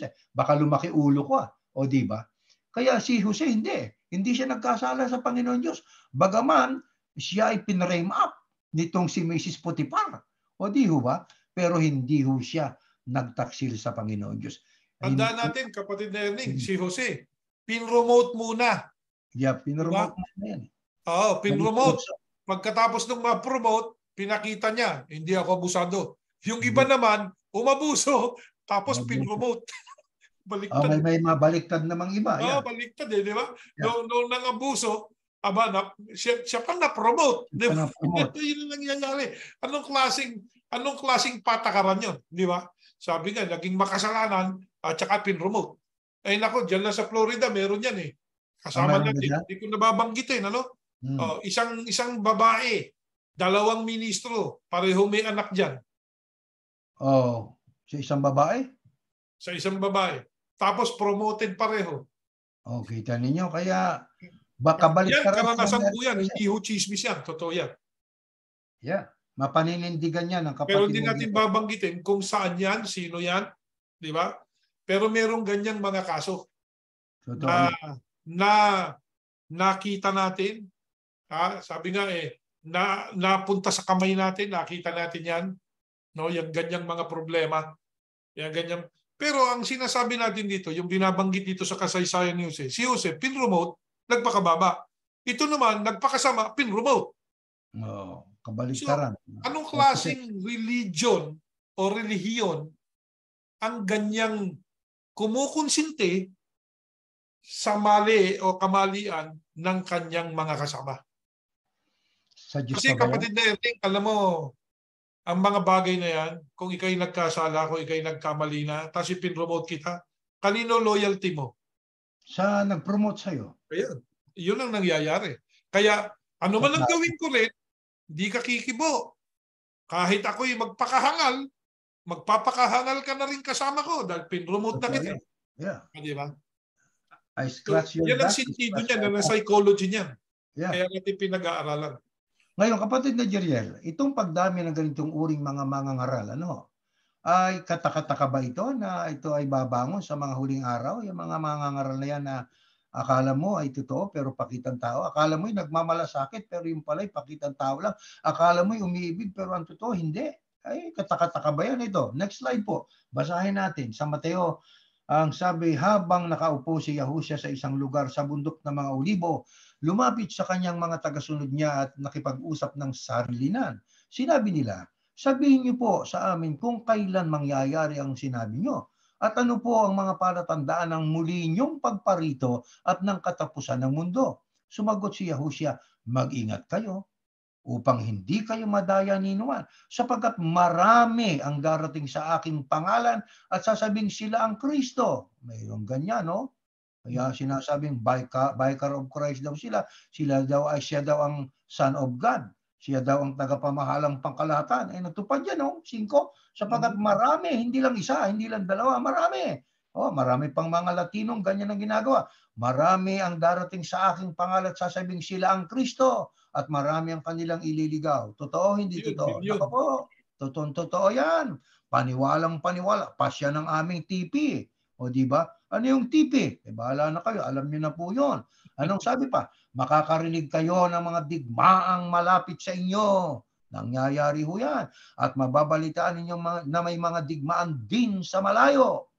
Mula rito sa Amerika, malayo po ang Ukraine. Pero nababalitaan natin, may mga digmaan namang mismong taga roon ang nakakasaksi. Nangyayari ho yan. Tuloy natin ang basa.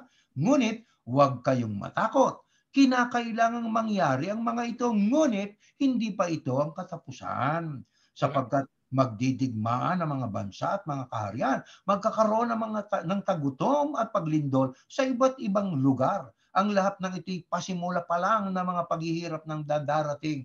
Lilitaw ang maraming huwad na propeta at marami ang maililigaw nila. Nako po, sumahin natin ito, isa lang ang kahulugan. Ang pagdami ng mga mangangaral ngayon na lihis sa kalooban ng Panginoon Diyos, pakitang tao, mangangaral na kunway nagmamalasakit pero ang totoo hindi.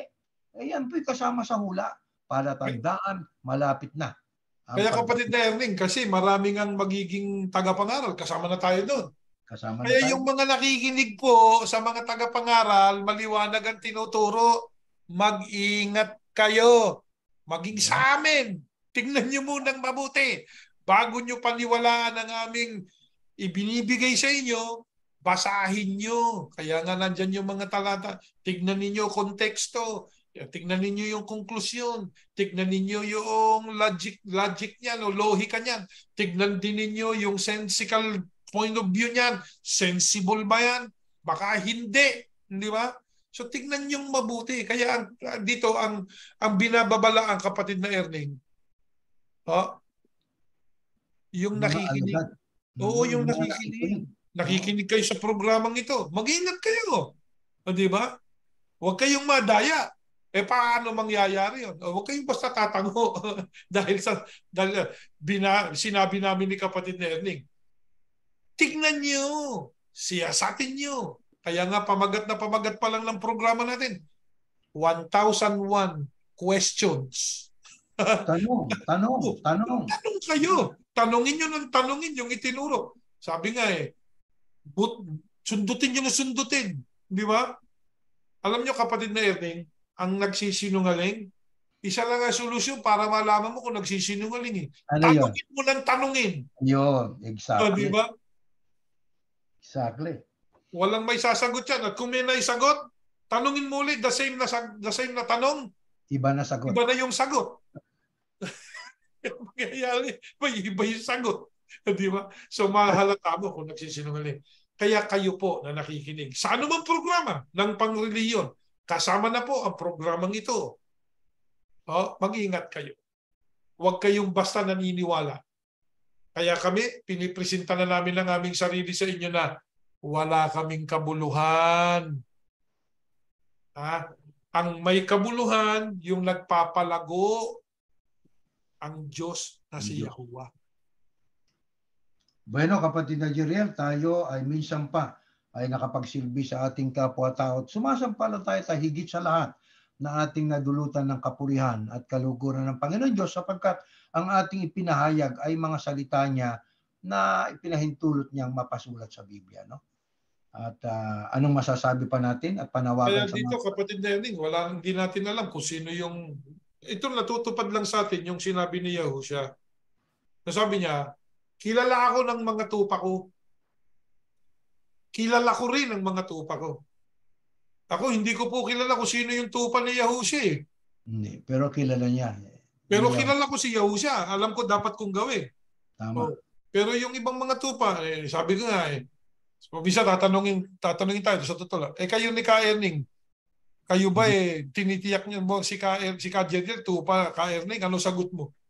Ay, siya tupa, anak siya ng Diyos isang aming layunin dito, walang iba. Sabi nga, tayo, iisa layunin namin sa aming pananampalataya, pareho kaming tupa, di ba? Pero, sabi nga ang talagang nakakakilala kay kapatid na Erning at kay kapatid na Jeriel, walang iba kundi ang Panginoong Yahushua at ang Panginoong Diyos na si Yahuwah. Kaya, dito po, pag pinractice natin yung pinag-aaralan natin, sinampalatayanan natin, napatunayan natin talagang yun ang gusto ng Diyos. At ginagawa natin ang ating pangalan. Sabi nga, hindi mabubura doon sa aklat ng buhay na nasa langit. Di ba? Tatandaan natin yun. Wala talaan dito sa lupa, no? Para matala ka doon. Hindi kami nagtatala ni kapatid Nelly dahil nakakakilala nga sa tupa, hindi kami. Yeah. So, ang nakakakilala sa tupa, yung may-ari ng tupa. Yung tunay na pastol, ang ating Panginoong Yahushua. Di ba? Diyan sa pinanggalingan natin, kapatid Nelly, ang daming talaan dyan. May tarheta bordo ito anya mga tupa. Paano mo nalaman tupa yan? Puro assumption Assumption. Assumption lang yan. Talagang tupa ni Yahushua. Assumption lang yan. Di ba? Walang pruweba sila. Puro assumption. Kaya mag-ingat po tayo. Hindi po sa amin galing ang babala. Mag-ingat kayo sa lahat ng nangangaral. Yan. Tama po yun. Yan ang nakasulat. Bago nyo paniwalaan ang sino mang nangangaral, pag-aralan nyo muna mabuti. Kaya dito, kapatid na Erning, hindi tayo nag-aalala no? Na may maniniwala ba sa sinasabi natin? No? Meron, sumasampalataya po kami sa sinasabi namin ng kapatid na Erning, yung binabasa namin Pero hindi namin sinasabi na sampalatayanan nyo to. Hindi, pag-aralan nyo. Ngayon, kung nakita nyong biblical, sensical, logical, and it corresponds with reality, then believe it. Accept it. Di ba? Tama. Ganon kasimple lang. Yeah. Bueno, kapatid na Jeriel, tayo muna ay magpapasalamat sa Panginoon Diyos. Sige po, mananalangin tayo. Ama naming Yahuwah, marami pong salamat sa iyo sapagkat patuloy kang nagpapaalaala sa lahat ng mga takapakinig ng programang ito. Tulungan mo po kami na ikaw ang maipresenta sa mga tao. Ikaw, Ama naming Yahuwah, ang matanyag sa lahat ng nilalang upang makapaglingkod ang lahat ng marami mong nilalang sa tamang paraan ng pagpupuri sa iyo. Amen. Patawarin mo kami, Ama, sa amin pong mga pagkukulang. At gaya ng ipinanalangin kanina, patuloy kaming nananalangin para sa lahat ng tao. Opo. At lalo na po sa mga pinuno ng bansa, higit sa lahat mga pinuno ng relihiyon. Amen. At na po, Ama, kahabagan kaming lahat. Ngayon naman ang gusto mo sa lahat ng tao, na ang lahat ng tayo tumanggap ng iyong biyaya. Amen. Ama, basbasan mo po na huwag masilaw sa kapangyarihan, sa salapi, sa kasikatan, ang sino man. Maging lalo na po kami na mga tagasunod ng iyong bugtong na anak. Amen. Ang mga dati naming kakilala, mga kaministro namin dati, huwag masilaw, huwag makurap ng anuman. Upang patuloy na magsaliksik at hanapin ang iyong katotohanan. Amen. Sumasampalataya kami, dininig mo ang aming panalangin. Pinatawad mo po ang aming pagkukulang. Pinasbasan mo na kaming lahat. Lihilin po namin ito sa pangalan ng iyong bugtong na anak, si Yahushua HaMashiach. Amen. Magandang gabi po uli. Kapatid Magandang gabi Merling, ulit. good night po. At gabi na dyan sa inyo. Alas 11 pasado na yata dyan. Oo, alas 11 pa, mag-alas 12 na. Sige po, mga Sige kapatid. po, magandang gabi po sa inyong lahat. Magandang Good gabi po. night.